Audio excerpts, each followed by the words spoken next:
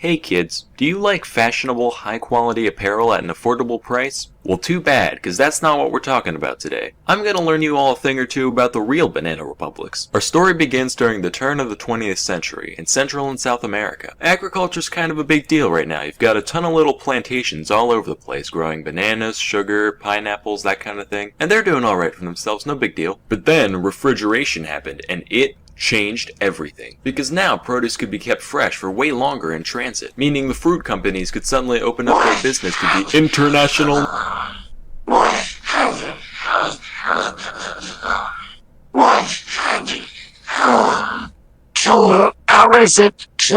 How is it? If we band together, we can banish Cthulhu from this world. Amen. Amen. Let's put aside our differences to fight killer. Amen. Cthulhu. I have to read that one. market, their biggest new Cthulhu trade partner actions, being the very United nice. States. This massive opportunity gave rise to three main companies, known as the United Fruit Company, Cuyamel Fruit Company, and the Vaccaro Bros. By growing, shipping, and selling fruit, these three firms made just obscene amounts of money, a lot of which went towards buying out smaller family-owned farms and plantations. This allowed them to make even obscener amounts of money, until eventually the only competition that remained was each other. And then shit got real. The year is 1910. One of the companies I mentioned, Cuyamel, was doing most of its business in the country of Honduras, when the president of Honduras, Miguel Davila, decided to give a land grant to the Vaccaro Bros in exchange for helping to build some roadways. In doing so, they basically stole a bunch of Cuyamel's potential plantations and gave them to a competitor. So Samuel Zamuri, owner of Cuyamel, said to himself, "Dang, I hate those guys. If only there was some way for a guy like me to significantly influence the world around him for his own personal gain." Wait a minute. So he used a portion of his McDuck-esque fortune to hire a mercenary army, which he gave to one of his friends, former Honduran President Manuel Bonilla. And together, they overthrew the entire fucking government of Honduras. Yeah. Should've called it Cuyamel. Anyway, Bonilla took power and gave very generous concessions to Cuyamel and United as thanks. But then America saw this, and they were like, "Hey, that's not very freedom of you, young man." To which Zemery replied, "It's okay, we're gonna help this country succeed. After all, politics and business are essentially the same thing." Well, I suppose it's not our place to be policing the governments of other nations, yet. Still though, maybe— Oh, also?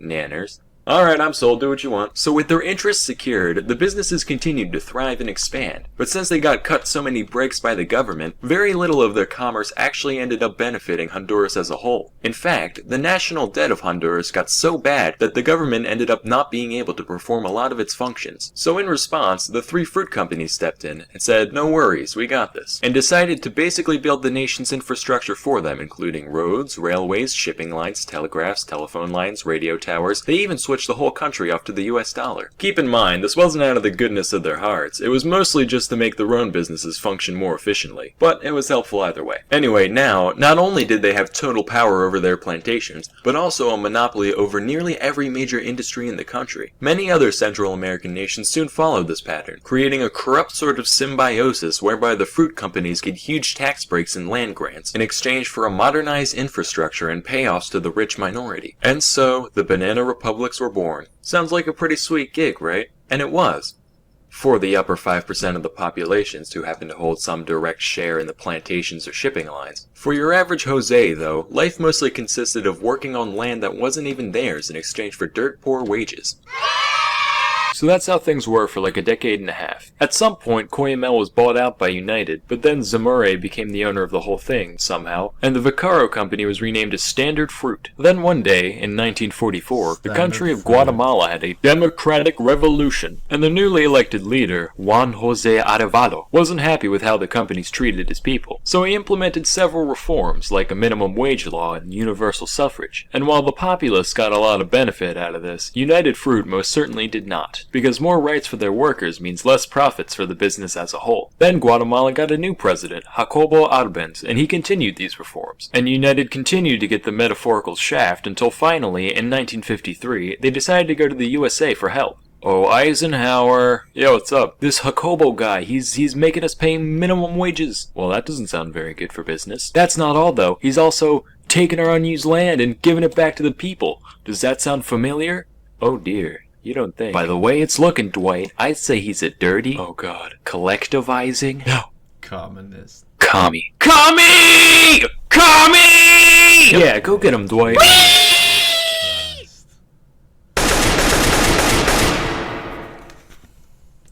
Holy shit, you actually did it. World Star! And from that point onward, Guatemala was ruled by a series of US-backed dictatorships, all the way up until 1996. This kind of situation happened in several other places and times as well, almost always driven by some combination of red fear and yellow love. I won't give any more details for the sake of time, but that doesn't mean they weren't big deals. So you might be wondering, where did these companies go? Surely the clan of banana shenanigans can't still be around today. Well, that's where you're wrong. They're still in operation, just under different names. Standard Fruit changed their name in 1991 to become none other than Dole Food Company. You know, when I was a kid, I used to play a lot of Super Monkey Ball, and I used to wonder, what kind of cruel tyrant would just stick an ape in a ball for their own amusement? Well, now I know. Those bastards. As for United, one day in 1976, their CEO decided he couldn't take the heat anymore, so he jumped out the fucking window. That's a real thing, look it up. Then some other guy bought the company and renamed it to, drumroll please, Chiquita Banana. That's right, ladies and gentlemen. The face you once knew as an innocent, fun-loving dancer/fruit merchant is actually a ruthless tyrant who overthrows democracies and undermines basic human rights for her own profit.